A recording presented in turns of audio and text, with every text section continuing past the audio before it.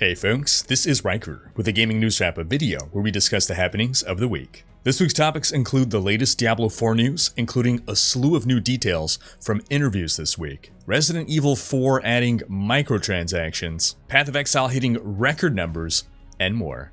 As always, discussion tabs can be found in the description below, but right before you skip ahead, just a quick reminder to ring that sub notification bell to be alerted to new Saturday episodes and stay up to date with gaming news highlights. But before I move on, just a quick word from this video's sponsor. I built my website, Riker.com, using Squarespace, and I was able to do everything myself, quickly and easily, and with zero education in the field, all thanks to how easy Squarespace is to work with. Watch how easily I update the Diablo 3 section of my website to include all my video coverage of the latest season updates. Squarespace is flexible for any kind of website, whether for your business or your hobby, with tons of templates that you can easily customize to your needs. No knowledge of coding required. You can even connect your social media profiles to automatically push website content to your socials, set up members-only areas with exclusive content, and sell products. Basically, if you want to build a website, I recommend Squarespace. It's the all-in-one platform for building your brand and growing your business online. Stand out with your beautiful website, engage with your audience, and sell anything, your products, content you create, or your time. And Squarespace is offering my viewers 10% off your first purchase with them. Just go to squarespace.com/Riker or click the link in the description and sign up to start building your online presence.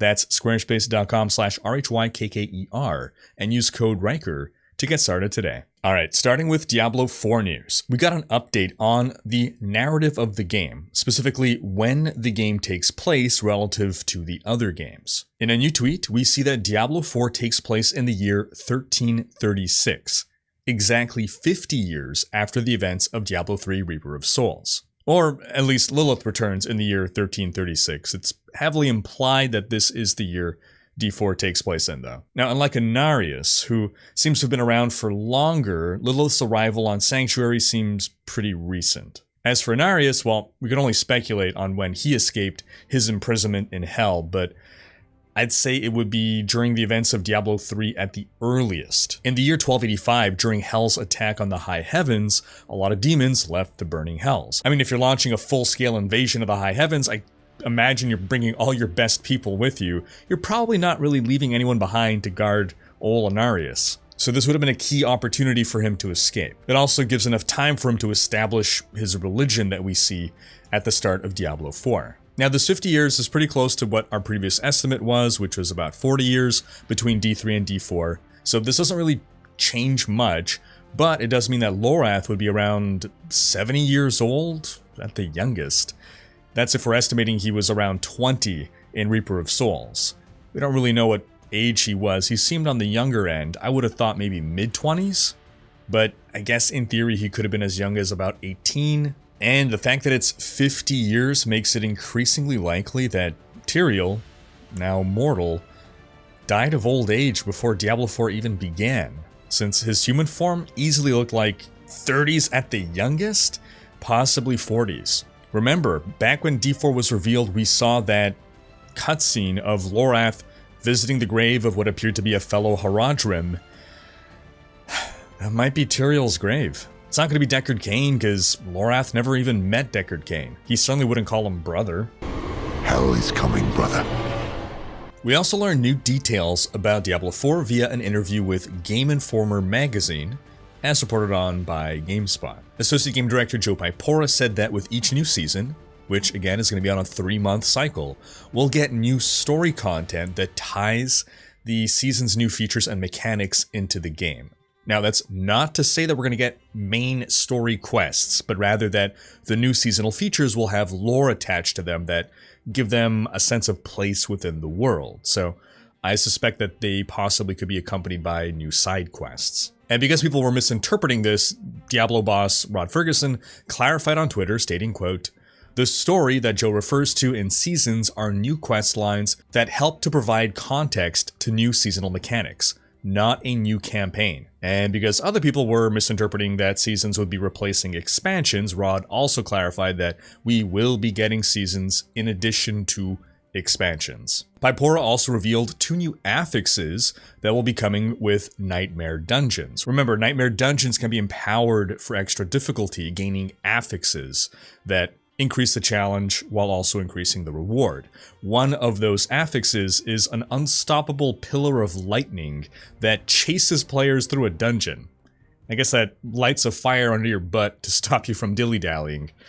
I guess it's a more immersive way of having a greater rift timer like in Diablo 3. And the second new affix that was confirmed is a shade that follows players, and if you ever touch that shade, it obscures your vision and summons more enemies. Then in a separate roundtable Q&A attended by WCCF Tech, the devs clarified that the Paragon board of Diablo 4 has enough options in it that 2 builds that are otherwise the same skill-wise can feel entirely different based just on your Paragon board choices.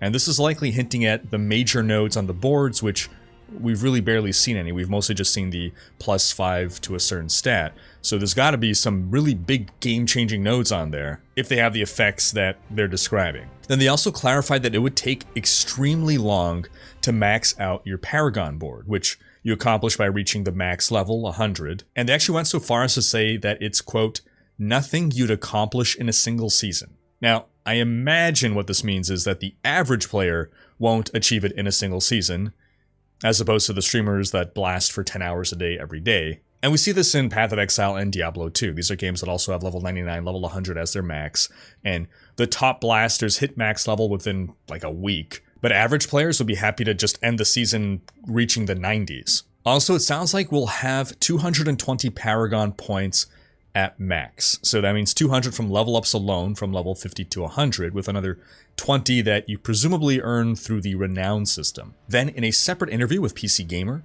Joe Pypora said that it'll take roughly 80 hours of time invested to complete the entirety of the battle pass. And it'll take longer, a little longer, to reach level 100, depending on how you play. Some people are estimating that this means 100 hours to reach level 100. So again, you're blasting 10 hours a day every day, 10 days is pretty reasonable. But for a regular person over the course of a 3-month season, that means a little under an hour a day of play, or a bit over 6 hours a week, is what you'd need to complete the Battle Pass by the end of season. And the Battle Pass, again, has a free track and a paid track. On the paid track, there are only cosmetics, and this will reset every season. Then the devs also clarified that their intent is for Diablo 4 to be an ARPG, not an MMORPG. Quote, we really want to make sure that Diablo 4 remains firmly in the ARPG camp. Like, we're not really making an MMO. So all the features that they're looking to add to the game over time are all with the intent to serve the kind of game that they designed Diablo 4 to be, an ARPG.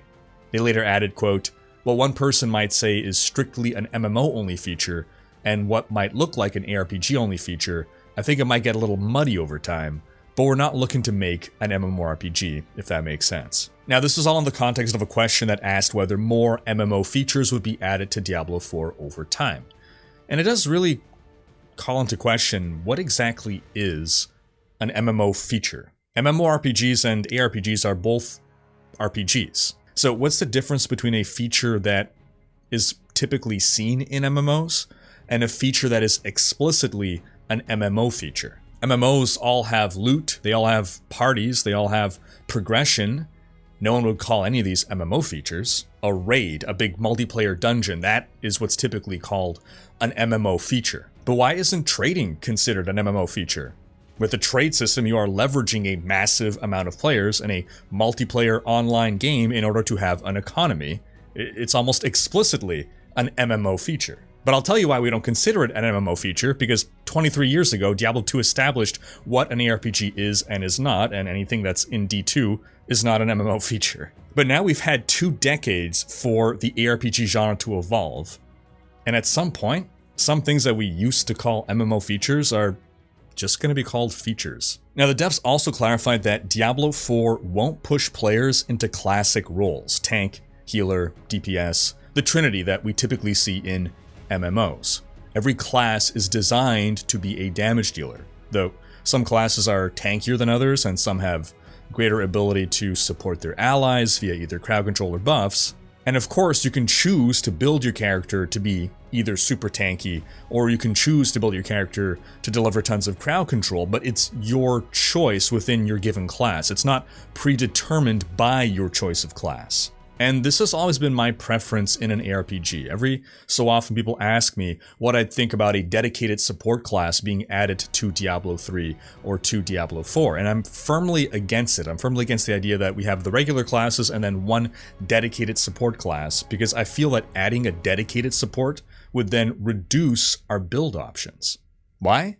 Because if you have a dedicated support class, then by necessity, it should be better at support than a support build on a non-support class. Otherwise, why does the dedicated support even exist? So then if you have that one class that is the best support, then all other support builds on non-support classes die. Because why have a support barbarian when you can have a dedicated support class who'll do the job better? By giving every character different support skills built into their kit, the devs allow support builds to emerge from the community.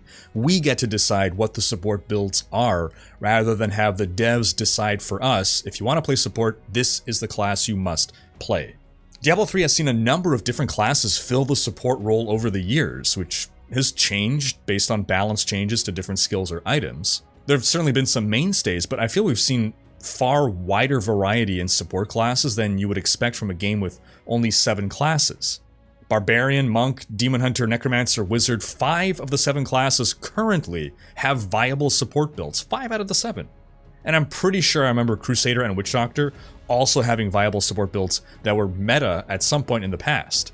So throughout Diablo 3's lifespan, every class has had its turn to play support. Then moving on, as reported by Push Square as part of a presentation on Diablo 4's endgame structure, it was learned that you only need to play through the campaign once.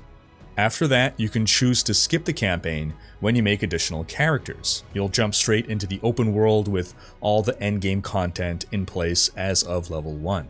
So similar to Diablo 3's adventure mode. The team also started releasing trailers for each class. As of this recording, we have the Rogue and the Sorcerer, but I imagine we'll have more by the time this video releases. Then in other Diablo news, the upcoming lore book, the Book of Lorath, lore, has had its Amazon listing updated with some sample pages which add lore to some Diablo 2 and Diablo Immortal game elements, including the 3 Uber keys, the Horn of Diablo, Eye of Baal, and Brain of Mephisto, plus the Heliquary, Heraldric Vessels, and the Eternal Crown. The Book of Lorath is set to release on June 6th. Then yesterday, the devs released a blog post discussing how they're changing our feedback from the Diablo 4 beta into concrete changes for the release of Diablo 4. Based on the feedback, they made a variety of fixes and updates to various systems in Diablo 4, all of which will be present in the launch version of the game. So first off, with dungeons, they addressed backtracking. They said that one of the most common pieces of feedback they received is that players felt they were doing a lot of backtracking within certain dungeons. They have optimized multiple dungeons across all zones to minimize the need for backtracking.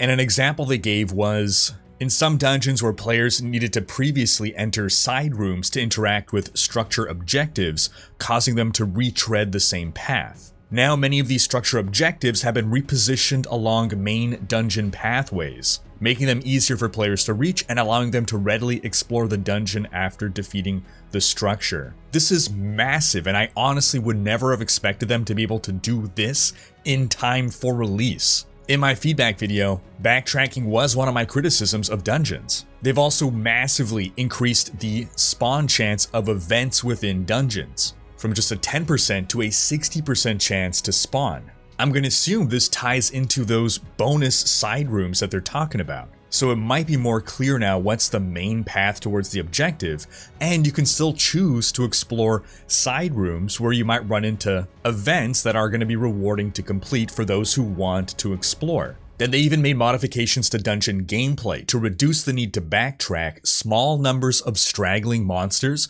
will seek out the player to help complete the kill all monsters objective. That is a great change.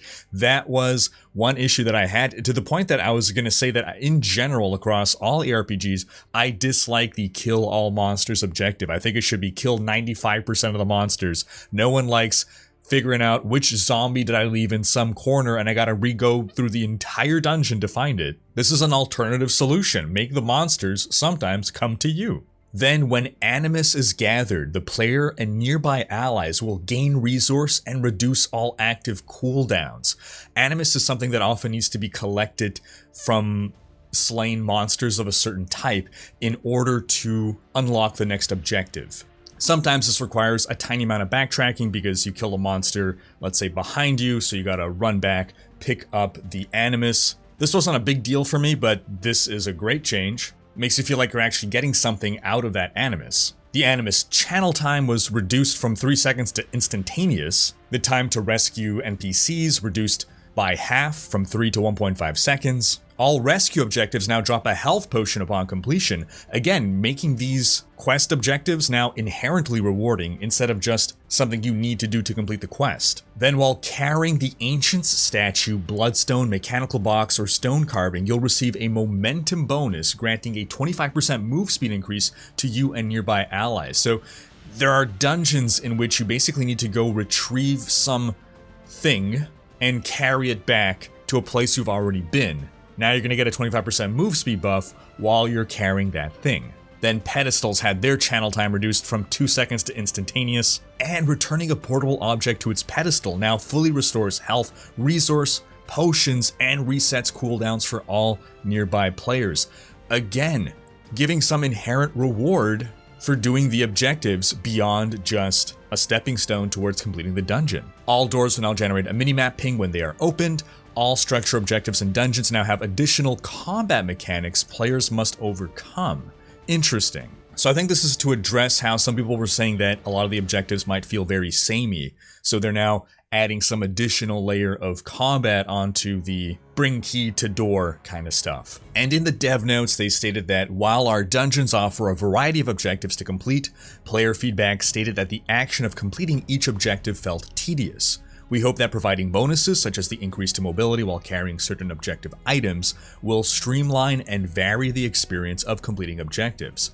This adjustment is merely a starting point, and we intend to extend this philosophy to keys in a future update. So already some pretty massive changes to dungeons based on player feedback, stuff that I was not anticipating being there in time for launch. I was thinking Season 1. Then classes, I'm expecting some class balance changes here. General, effects like stun and freeze can be applied to elite monsters twice before they become unstoppable. Basically, we're able to crowd control these monsters more. Reviewed class skills to confirm that all classes have access to sufficient skills that remove control impairing effects. Basically, the unstoppable condition grants you such immunity. Many legendary powers have had updates to their effectiveness. And class-specific changes. Alright, I see Barbarian and Druid are first. Barbarian, a flat 10% passive damage reduction, yes, has been added for the Barbarian class. Great news. Some skill tree passives had their damage reduction effects reduced to compensate. That's fair. The Barb, being a class that's always in the thick of things, needed to have an inherent toughness buff, i.e. damage reduction, relative to other classes. The Whirlwind skill deals more damage and consumes more fury. Whirlwind did feel on the weaker end. It was awesome to have Whirlwind unlocked so early, but it definitely felt comparatively limp. I'm curious to see how it plays now with the increased fury cost. Then the double swing skill enhancement refunds its full fury cost when used on stunned or knocked down enemies. For the Druid, companion skills will now deal heavily increased damage, making Pet Druid more viable. All ultimate skills have had their cooldowns reduced. That's great news. Usability improvements have been made to Maul and Pulverize. And using a non-shapeshifting skill will transform a Druid back into their human form. I was hoping I would have seen some resource generation changes made over here, but I guess we'll have to see how the Druid plays with these changes. Then Necromancer, the OP Necromancer. Summoned minions will die more often, requiring players to utilize corpses more often. Okay. It did feel like minions barely died unless you were against a world boss. Many bonuses in the Book of the Dead have had their stats increased. That's good. It did feel like there were some buffs that weren't that appreciable. The damage dealt by the Corpse Explosion skill has been reduced. Okay, that's fair. Corpse Explosion is just such an awesome skill. The brightness of the skeletal warriors and mages has been reduced. Lots of complaints have been made in that regard.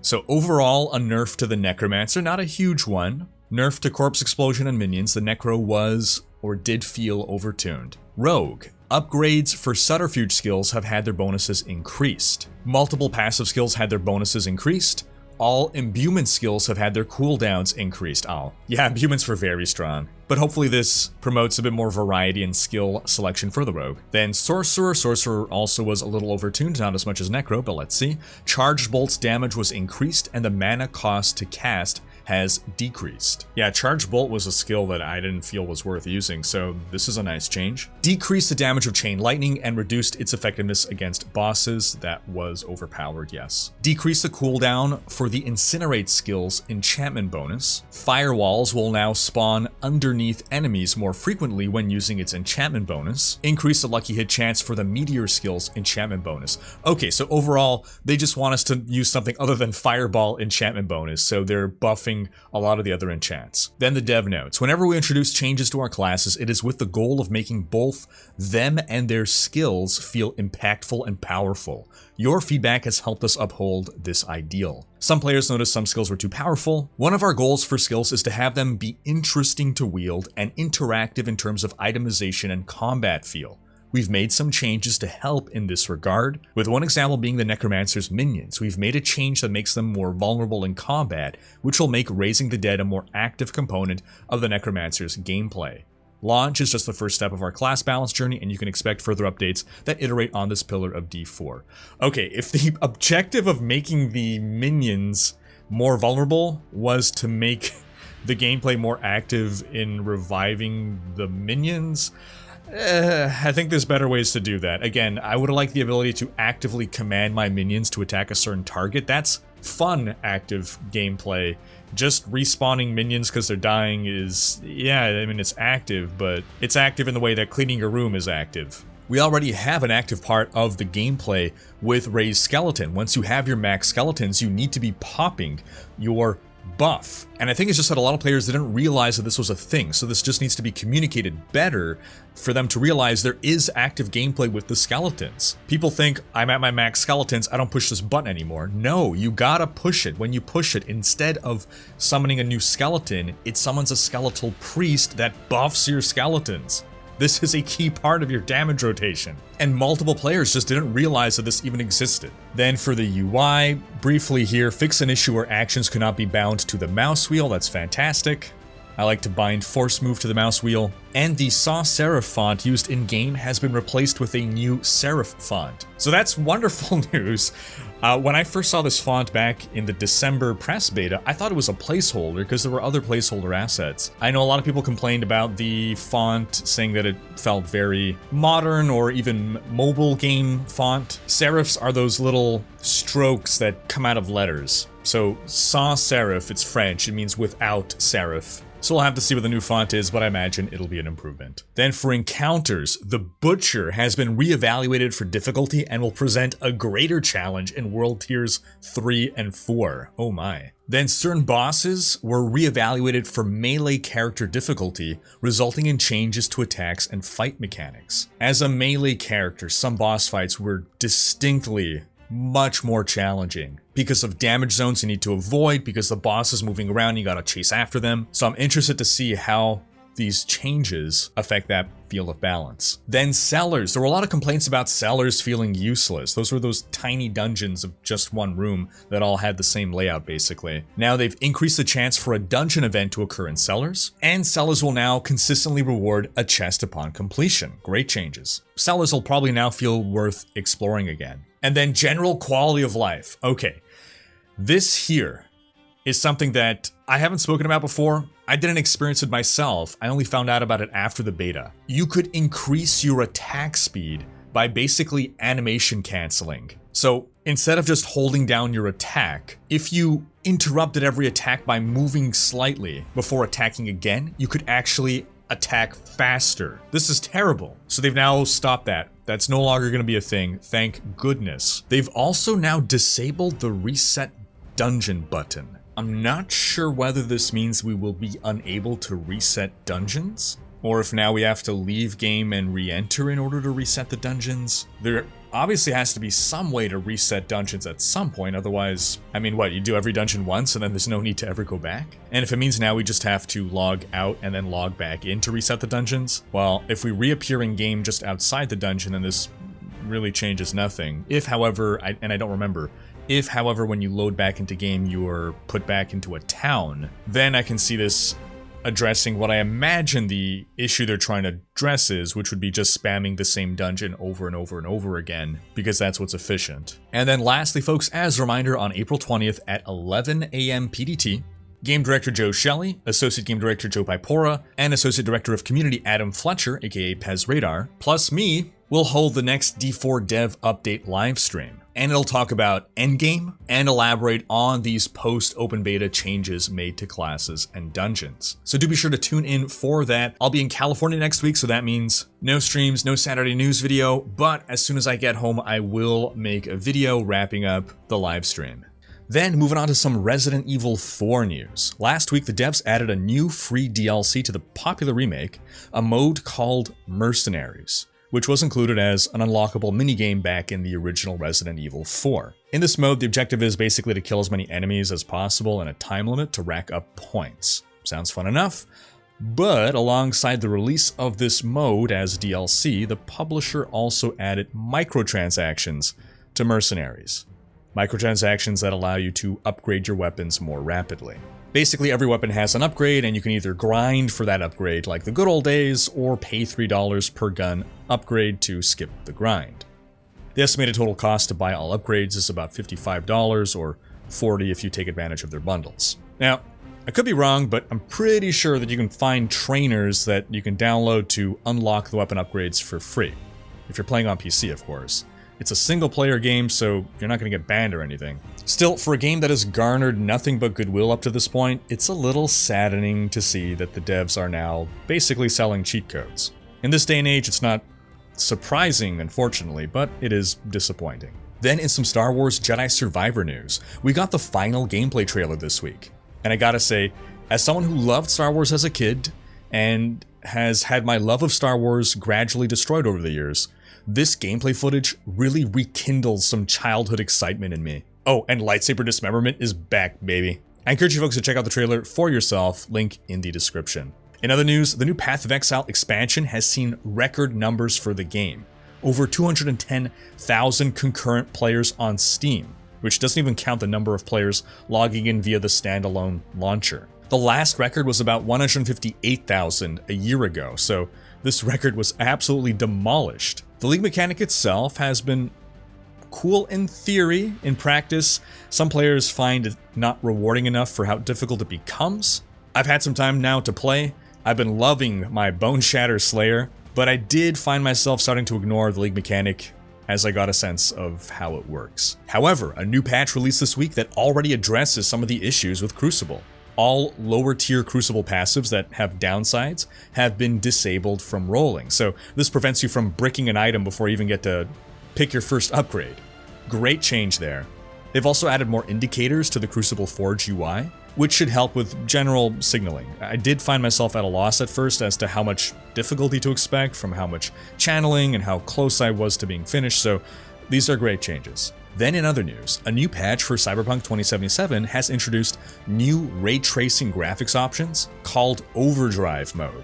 And this is just experimentally though. It requires the most demanding hardware out there, either a 3090 or a 4070 Ti or higher. The game already had ray tracing in it, but the former ray tracing technique included a lot of rasterized, non-ray traced lighting, and it was also a combination of a few different techniques that were put together to achieve a believable, realistic lighting. But now Overdrive is a complete ray tracing overhaul using a holistic approach, as opposed to multiple things working together to try to fake it as best as possible. And for those who don't have the hardware to check it out for themselves yet, well, you can at least check out the preview video they released that showcases the ray tracing in all its glory. We also got this week a new trailer for Warhammer 40k Boltgun, a retro 90s shooter that releases May 23rd and reminds me of all the fun I had back in the day with Doom, Duke Nukem 3D, Hexen, Quake, Unreal. Nostalgia's a hell of a drug. And we also got this week a third official trailer for The Legend of Zelda, Tears of the Kingdom. This is the final pre-launch trailer for the game, which releases on Nintendo Switch May 12th. I love the world building I'm seeing, just gorgeous. And honestly, overall, it's just a fantastic trailer that does such a great job of showcasing story, game mechanics, environments, just everything. If this trailer doesn't get you hyped for the game, then nothing will. And that's gonna wrap up this week's video. But do be sure to have checked out last week's video in which we discussed some new Diablo 4 details from a group interview. Thanks for watching. Special thanks to my Twitch, Patreon, and YouTube supporters for making these videos possible. If you like what you see on this channel and want to support the creation of more content, you can consider pledging on YouTube or Patreon and unlocking behind the scenes content, monthly virtual hangouts, and more. If you enjoyed this video, please share it. Check out these other videos and subscribe to join Riker's Raiders for more gaming content.